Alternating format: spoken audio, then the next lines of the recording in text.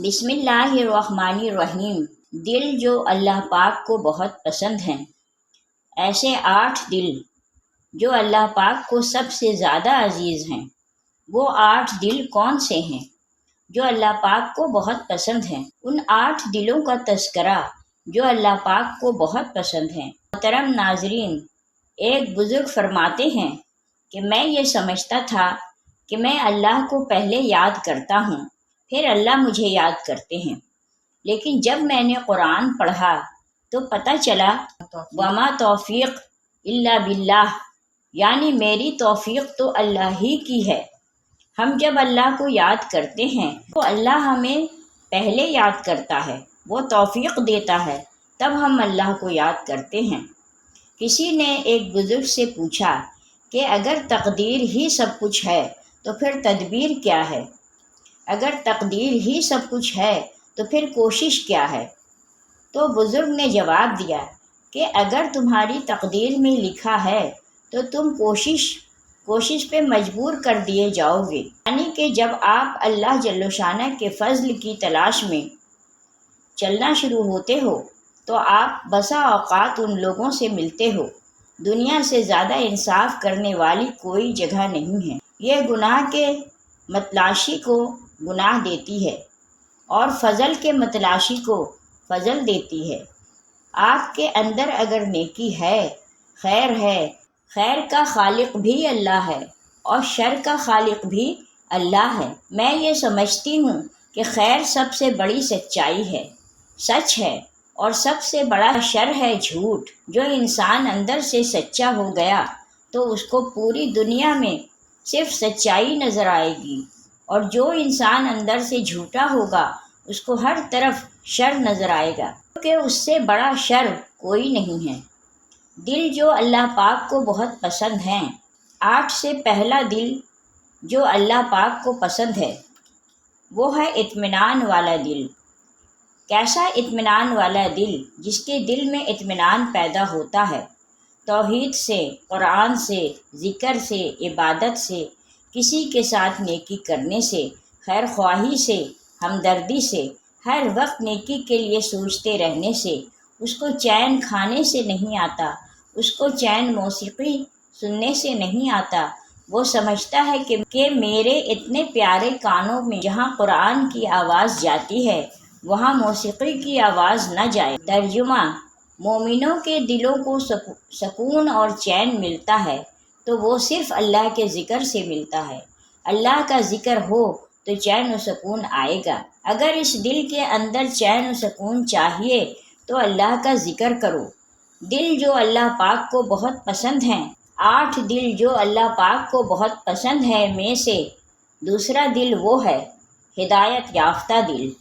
ہدایت یافتہ دل کون سا ہے؟ جو اللہ کے فیصلوں پر راضی ہونے والا ہے۔ جو میرے رب نے فیصلہ کیا، ٹھیک کیا، مجھے وقتی طور پر سمجھ نہیں آتا، لیکن جو بھی فیصلہ میرے رب نے کیا بالکل ٹھیک کیا۔ جو رب کے فیصلے ہیں اس سے پیارے فیصلے ہو ہی نہیں سکتے۔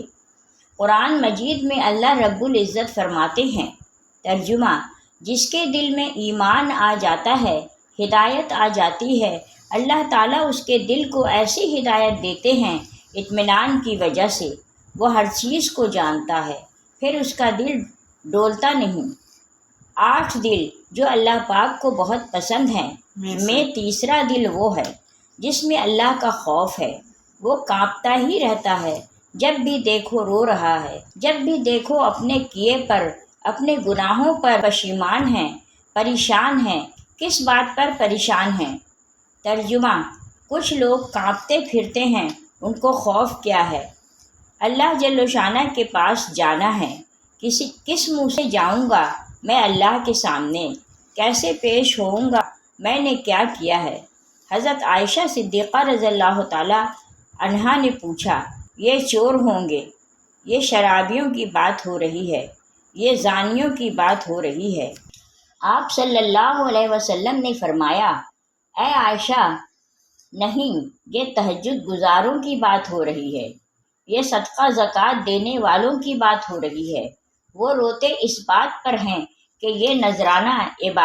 کیا پتہ اللہ جل شانہ کی بارگاہ میں قبول ہوگا بھی یا نہیں۔ ان کو یہ خوف ہے۔ کیسا خوف؟ حضرت عمر رضی اللہ تعالیٰ عنہ جیسا بہادر لیکن ضمیر پر بیٹھے روئے جا رہے ہیں۔ کہتے ہیں کہ میں کاش ایک دھاگا ہوتا، میرا کل کو حساب نہ ہوتا، کاش میری ماں نے مجھے جنا نہ ہوتا، میں کل قیامت کو حساب کیسے دوں گا۔ وہ عائشہ صدیقہ رضی اللہ تعالیٰ عنہا جیسی پاک دامن اللہ جل شانہ نے پیدا ہی نہیں کی۔ ہاتھ میں درخت کا پتا ہے۔ کسی نے پوچھا، مومنوں کی ماں آپ کیوں روئے جا رہی ہیں؟ کہتی ہیں کہ کاش میں ایک درخت کا پتا ہوتی، مجھے کوئی جانور کھا لیتا، میں کل قیامت کو حساب کیسے دوں گی۔ اس طرح کا دل اللہ جل شانہ کو پسند ہے۔ اللہ ہمارے دل کو نیک بنا دے۔ 8 دل جو اللہ پاک کو بہت پسند ہیں۔ چوتھا دل وہ ہے قلب منیب۔ قلب منیب کا مطلب ہے اللہ کی طرف رجوع کرنے والا۔ جب بھی پکار اٹھے اللہ کو پکارے، امید کی گرہ بندھے رب کی طرف سے۔ سوچ آئے یہ کیسے ہوگا، کیونکہ میرا رب کرے گا، یہ ناممکن میں کیسے کر پاؤں گا، رب مجھے توفیق دے گا۔ 8 دل جو اللہ پاک کو بہت پسند ہیں۔ 5واں دل وہ ہے قلب مخبت، اخبات والا دل۔ اخبات کا مطلب ہوتا ہے دل کی بھرپور توجہ۔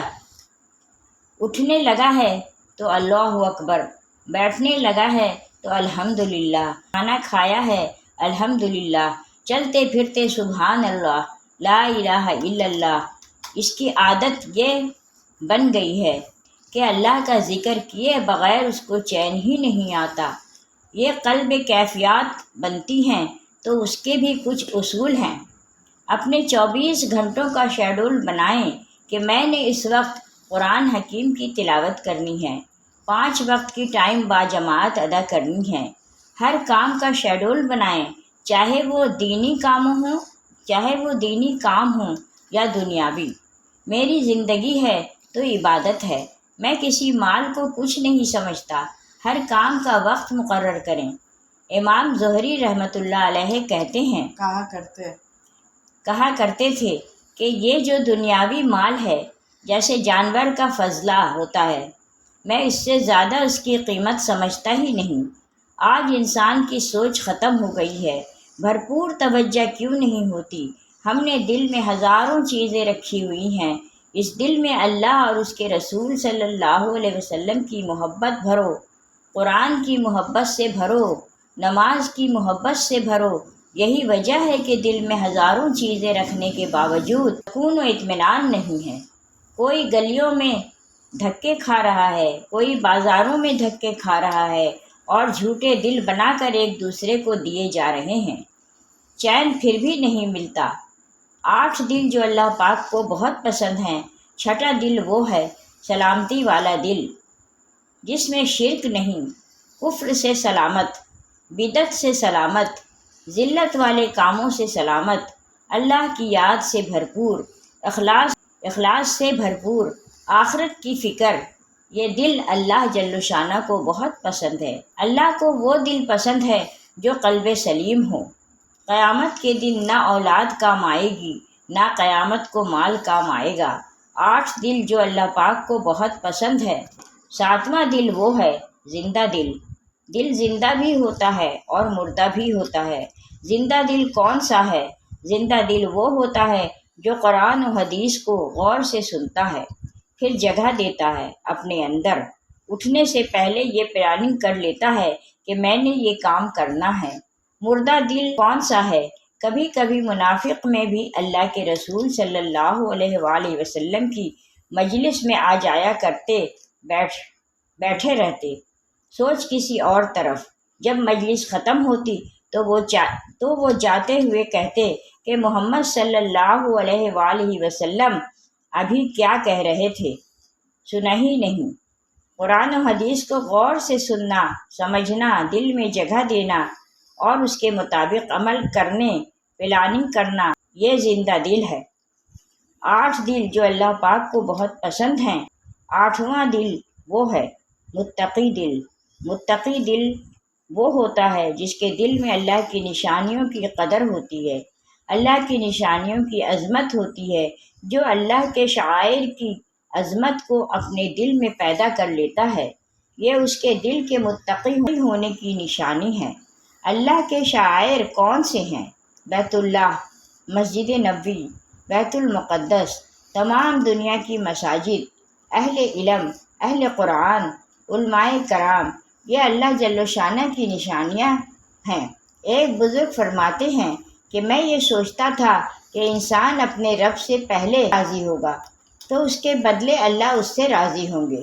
جب میں نے قرآن پاک پڑھا تو میری یہ غلطی ختم ہو گئی۔ اللہ تعالیٰ فرماتے ہیں رضی اللہ عنہم ورضوا عنہا، اللہ ان سے راضی ہو گیا، وہ اللہ سے راضی ہو گئے۔ تو پہلے اللہ راضی ہوتا ہے، نتیجہ یہ ہوتا ہے کہ بندہ بھی اپنے رب سے راضی ہو جاتا ہے۔